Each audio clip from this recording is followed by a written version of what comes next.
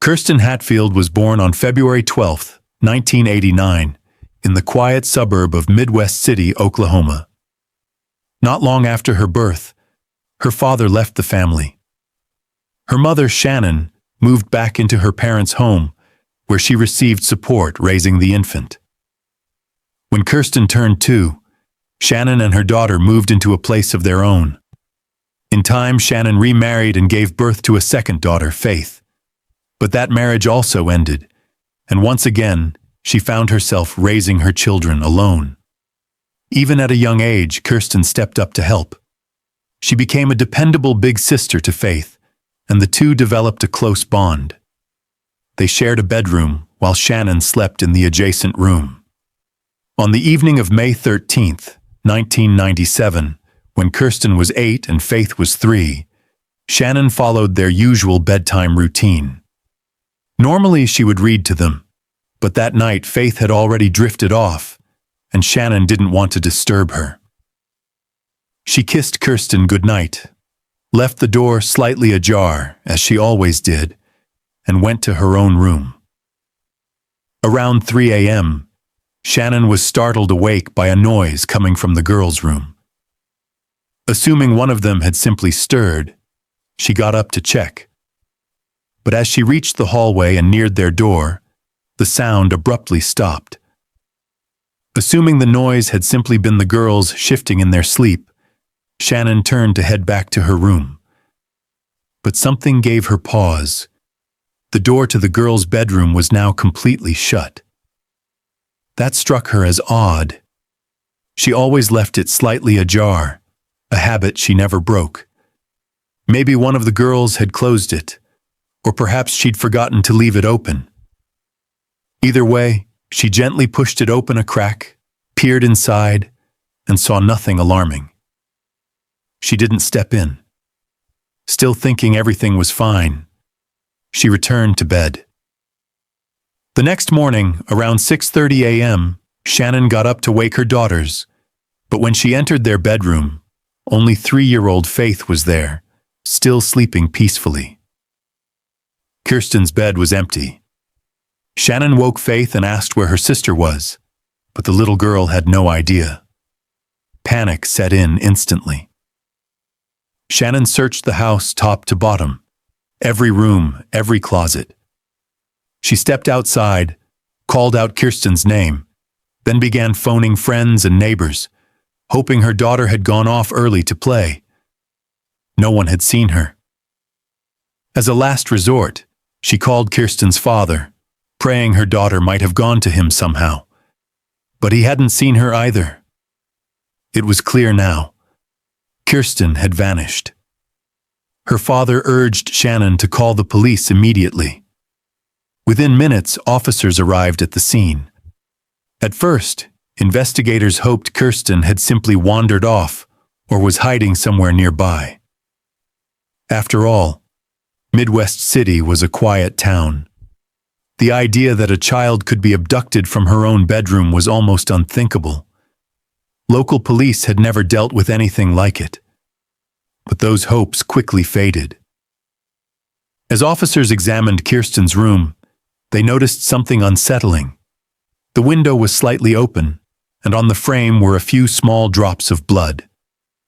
They stepped outside to examine the ground below. Just a few yards from the window, they found a piece of children's underwear, blood-stained. Officers brought it to Shannon, who confirmed it belonged to her daughter. At that moment, it became clear this wasn't a case of a child sneaking out or getting lost. Kirsten had been taken. The tone of the investigation shifted instantly. More officers were dispatched to the scene, and a perimeter was established. As they combed the area behind the house and surrounding yards, detectives sat down with Shannon to walk through every detail of the night before. That's when she remembered waking at 3 a.m. to an odd noise, a moment that now took on chilling new meaning. It was likely the exact time someone had entered her home and taken Kirsten. Door-to-door interviews began, but no one had seen anything. No strange cars, no suspicious figures. The only clue came from one neighbor who recalled waking up around 3 a.m. to a dog barking, a detail that now seemed far more significant. With no solid leads to follow, investigators brought in a child psychologist to speak with Faith, Kirsten's 3-year-old sister. Though still very young, Faith revealed something crucial. She had seen what happened that night. But when asked to describe it, she could only repeat a single haunting phrase. "A bad person came and took my sister." It was a chilling confirmation. Kirsten had not slipped away on her own. She had been taken. But beyond that, Faith's memory, clouded by her age, offered no further detail. The case was still a mystery. With few clues to go on, detectives were forced to go back to square one. They began to consider the possibility that the abductor wasn't a stranger, but someone Kirsten knew. It seemed unlikely that an outsider could enter the home, snatch a child from her bed, and escape without waking anyone, unless the child trusted them. As they dug deeper, investigators uncovered something that raised red flags. Shannon, Kirsten's mother, had a past involving drug-related issues. This opened up a disturbing theory that Kirsten's disappearance might be linked to her mother's past. Perhaps Shannon owed someone money, and this was their way of collecting. The darker theory was even harder to stomach, that Shannon may have willingly handed over her daughter. It would explain the silence that surrounded the abduction, the lack of a struggle, and why nothing seemed out of place until the next morning. Shannon, however, denied any involvement. She told police she had been clean for some time and insisted she would never harm or give up her child. Detectives listened carefully, but didn't immediately rule her out. Still, despite their suspicions, they couldn't find a single piece of concrete evidence linking her to the abduction. With the case growing colder by the day, investigators turned to the public for help. Through a wave of media appeals, they urged anyone with even the smallest detail to come forward. The response was overwhelming. In the days that followed, the police were flooded with tips. Hundreds of calls poured in, each one meticulously followed up by detectives desperate for a breakthrough. Most leads proved unhelpful. Vague observations, secondhand rumors, or well-meaning guesses. But then, one call stood out. A woman phoned in with a disturbing claim. She suspected her boyfriend might have been involved in Kirsten Hatfield's disappearance. She told detectives he had grown increasingly aggressive and erratic. During a heated argument, he'd made a chilling remark, warning her that if she didn't do as he said, he'd do to her what he did to Kirsten. That statement alone was enough to catch the detectives' full attention. As they dug into his background, more red flags surfaced. The man was acquainted with Shannon's brother, a connection that meant Kirsten could have known him. More than that, the house Shannon and her daughters lived in once belonged to her brother, suggesting this suspect might have been familiar with its layout. His criminal record was troubling. Past arrests for drug offenses and even assault. On the surface, everything pointed to him. But the lead unraveled quickly. The man claimed he'd been at a bar the night Kirsten vanished. Police verified the alibi, and multiple witnesses placed him there until 4 a.m., making it impossible for him to have taken the girl. It was a crushing disappointment. And as the weeks wore on, detectives continued chasing down every tip that came in. One by one, each lead collapsed into another dead end. As the months slipped by, the search for Kirsten dragged on with no resolution in sight.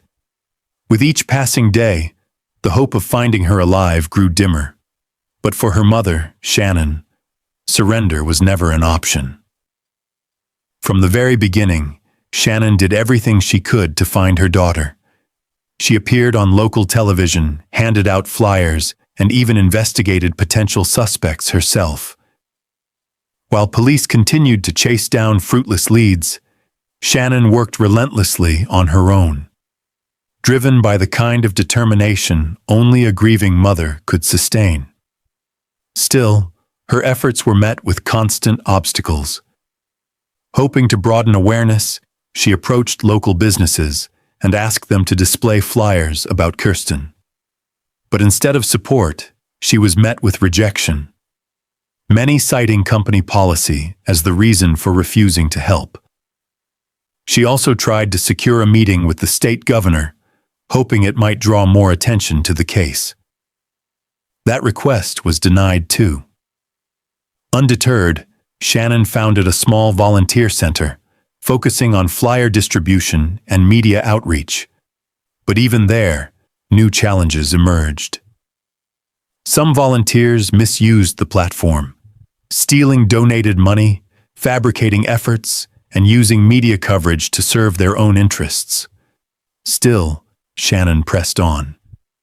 Eventually, she came to a stark realization. The system she was counting on wasn't delivering answers. So she decided to take matters into her own hands, in a completely different way. Shannon enrolled in college, earned a degree in criminology, and became a parole officer. If no one else could find justice for Kirsten, she was determined to become someone who could. Shannon didn't just become a parole officer to chase justice for her daughter. She also wanted to prevent others from falling victim to the kind of predator who had taken Kirsten. Deep down, she was convinced that whoever abducted her daughter had a criminal past, perhaps someone already known to the system. She pored over case files, studying offenders in her area with violent histories, looking for even the faintest connection to the crime that changed her life. But no matter how diligently she searched, nothing ever led to a breakthrough. Eventually, Shannon was forced to confront a devastating possibility. Kirsten might never come home. Though the pain of that realization was immense, she never truly gave up. Her pursuit of answers never ended. It just evolved. Over the years, police continued to revisit the case, occasionally chasing new leads. None went anywhere. Even with the FBI's assistance, efforts to generate new public interest, including age-progressed sketches of what Kirsten might look like years after her disappearance, didn't bring them closer to the truth. Many had quietly accepted that Kirsten was no longer alive, though without a body, no one could say for sure. Then, in 2014, nearly 2 decades after Kirsten vanished, the case took an unexpected and chilling turn. A woman contacted police with a strange and unsettling story. After her grandmother passed away, she'd been going through the older woman's belongings when she stumbled upon a diary. Inside, her grandmother had written something horrifying. Years earlier, her own son had confessed to killing Kirsten Hatfield. The contents of the diary were so detailed, so specific, that detectives had little doubt about its authenticity. Page after page laid out a harrowing account. The writer's son had abducted Kirsten from her bedroom and taken her to a house he owned in a nearby town. There, according to the entries, he subjected the young girl to unspeakable abuse before brutally killing her. The description of the crime was graphic and extensive, leaving even veteran investigators shaken. The most disturbing detail, however, was a chilling revelation. The man had allegedly recorded the entire ordeal on videotape. Detectives quickly brought the man in for questioning. They expected the usual denials, but what he said stunned them. He insisted he had nothing to do with the abduction or murder, but claimed he knew who did it. According to him, the killing took place not in his house, but in his ex-girlfriend's home. Confused but intrigued, investigators pressed for the address. Armed with a search warrant, forensic teams descended on the property. One of the first steps was to spray luminol, a chemical that glows when it comes into contact with trace amounts of blood, even if it's been scrubbed away. As the blue glow began to emerge, investigators were floored. One forensic specialist would later describe the reaction as lighting up like a Christmas tree. Blood traces were everywhere, across walls, floors, and fixtures. Even more telling, the distribution of the bloodstains mirrored the details described in the diary. The crime scene, once wiped clean, had silently preserved the truth, and now it was finally revealing it. Forensic specialists began a meticulous examination of the property. They removed floorboards, sliced through wallpaper, and gathered every potentially relevant material to send to the lab. Outside, a separate team launched an excavation effort, digging across the yard in the hopes of finally recovering Kirsten's remains. Inside the house, detectives uncovered a box filled with hundreds of old VHS tapes. The discovery immediately brought to mind the haunting detail from the diary that the killer had filmed the crime. Investigators braced themselves for the grim task ahead, reviewing every single cassette, hour after hour, in search of evidence. But as the days wore on, it became clear that none of the tapes contained anything related to the abduction or murder. There was no footage of Kirsten.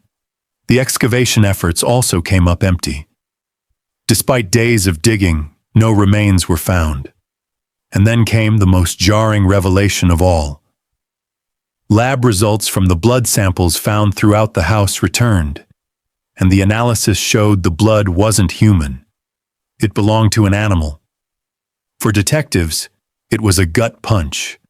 They had been certain this lead would break the case wide open.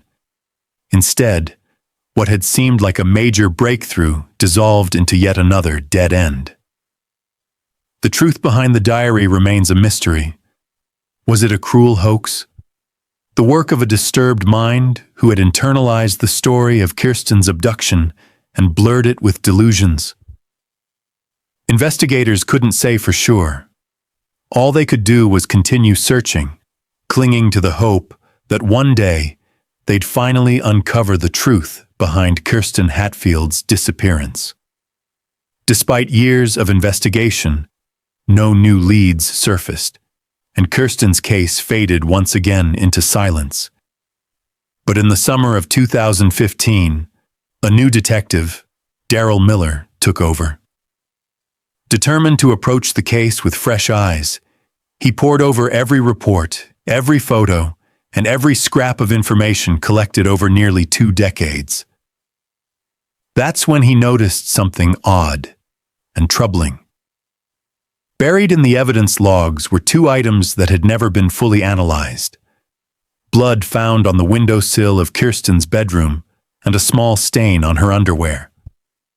For reasons that remain unclear, those samples had been preserved but never sent to a lab. Perhaps investigators at the time assumed the blood was Kirsten's and didn't see a need to test it. Detective Miller wasn't willing to make the same assumption. He immediately ordered both samples to be analyzed. When the call from the lab came, the results stunned him. The blood didn't belong to Kirsten. Both samples came from an unknown male. After nearly 18 years, they had a real piece of the puzzle. It was the breakthrough they'd been waiting for. The DNA profile was uploaded to the FBI's national database. But just as quickly as hope surged, it stalled again. There were no matches. The man behind the abduction had never been arrested for a crime serious enough to require a DNA sample, or perhaps his offenses predated the system's implementation. Still, Detective Miller knew one thing for certain. He now had the abductor's genetic fingerprint, and he wasn't going to let it go to waste. Detective Miller wasn't ready to give up. With no match in the national DNA database, he turned to a more painstaking strategy: collecting DNA samples from every man who had been even remotely involved in the case over the years. One by one, the police tracked them down, requesting voluntary DNA submissions. To Miller's surprise, every single person complied without hesitation. That cooperation led investigators to a chilling realization. Perhaps the man they were looking for had never drawn suspicion in the first place. Then the call came. The lab had processed one of the samples. It was a perfect match. The DNA found on Kirsten's windowsill and underwear belonged to 56-year-old Anthony Palma, a neighbor who had lived just across the street from the Hatfields at the time of the abduction. He hadn't been a stranger. Palma was actually one of the very first people questioned after Kirsten disappeared. Back then, he told police he'd been awakened around 3 a.m. by his dog barking, a detail that had seemed innocuous at the time. Now, with the forensic match in hand, detectives paid him another visit. The DNA evidence alone would be more than enough to secure a conviction in court. But for investigators, a confession was still crucial. Not only would it streamline the legal process, it could finally lead them to Kirsten's remains. After all these years, only Palma knew where her body was, and without his cooperation, that final piece of the puzzle could remain lost forever. Detectives knew they had to tread carefully. They invited Anthony Palma in under the guise of a routine follow-up, part of a broader effort, they claimed, to re-interview neighbors in hopes of uncovering overlooked details. But their real goal was far more specific. They wanted to see if Palma would admit to ever being inside the Hatfield home. At first, the conversation felt familiar. Palma repeated the same account he'd given nearly 2 decades earlier, that he'd been woken around 3 a.m. by his barking dog. But this time, he added something new. He said he remembered seeing a white car parked in front of the Hatfield residence that night. At the time, he claimed, it didn't strike him as unusual. The detectives shifted gears, asking about his relationship with the family. Palma described them as neighbors, nothing more. He insisted he never had any direct interaction with Kirsten. He did, however, mention that other neighborhood kids would occasionally stop by, asking him to fix their bikes or offering a friendly hello in exchange for candy. Then came the pivotal question. Had he ever been inside the Hatfield home? Maybe to lend a hand? Visit with Shannon, Kirsten's mother? Palma didn't hesitate. No, he said. Not once. Not while the family lived there. To the detectives, it was the moment they'd been waiting for. They already had his DNA. Blood left on the windowsill of Kirsten's bedroom. And now he had just denied ever stepping foot inside the house. He wasn't just a suspect anymore. He was a liar. And they had the proof. The discovery of Anthony Palma's DNA on the windowsill and on Kirsten's underwear gave detectives critical leverage. It ruled out any innocent explanation, like a casual visit or prior entry, especially since he had just claimed he'd never been inside the Hatfield home. However, there was one complication. The house had once belonged to a friend of Palma's, and he admitted to visiting it during those earlier years. But detectives remained confident. The blood on the windowsill wasn't old. It appeared fresh at the time of the abduction, far too recent to be explained by a years-old visit. They decided it was time to confront him directly. Investigators informed Palma that his blood had been recovered from both Kirsten's bedroom and her underwear. He flatly denied it. Repeating the same line over and over, he insisted again that he had never entered the house. Detectives pressed harder, hoping for a crack in his story, but Palma didn't budge. They shifted strategies. The original investigators stepped out, and Detective Miller entered the room with a photograph of Kirsten in hand. He placed it gently on the table in front of Palma. Without a word, Palma recoiled, quickly pushing the photo away and avoiding eye contact with it for the rest of the interview. Miller kept asking questions, probing for any inconsistency, any slip, but Palma stayed firm in his denials. Eventually, detectives realized the interrogation wasn't going to yield a confession. The evidence, however, was damning. They placed Palma under arrest. With the arrest secured, police obtained a warrant to search his home.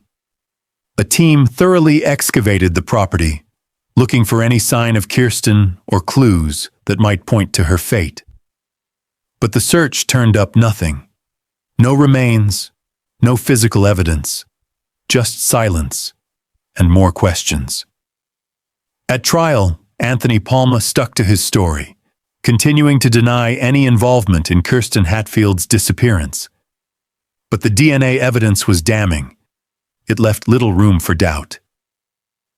As proceedings unfolded, the court heard disturbing details that had gone unnoticed during the original investigation.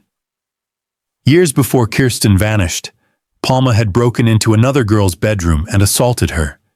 Even earlier, in the 1980s, he had served time for a violent offense involving a weapon. Despite his troubling history, none of this had been thoroughly examined by police back in 1997, a missed opportunity that may have cost precious time in solving the case. In late 2017, a jury found Palma guilty of kidnapping and murdering Kirsten Hatfield. He was sentenced to life in prison without the possibility of parole. Yet even with a conviction secured, Palma never revealed where Kirsten's body was hidden. Investigators came to believe they might never recover her remains. Given his previous work with Park Services, Palma had extensive knowledge of remote wooded areas, places where someone could hide a body so well it might never be found. Still, Kirsten's mother refused to give up. Desperate for closure, she took the extraordinary step of contacting Palma directly. She called him, visited him in prison, and spent hours trying to break through his silence. At times, she believed he was on the verge of telling her the truth, but he never did. Then, in early 2019, the story took one final grim turn. Anthony Palma was killed by his cellmate, a fellow inmate reportedly enraged by Palma's crimes against a child. With his death, the Hatfield family's last chance of learning where Kirsten is buried faded away. Now their only remaining hope lies in the possibility that someone, a hiker, a hunter, a traveler, might one day stumble upon her remains in the wilderness. Until then, the truth rests in silence.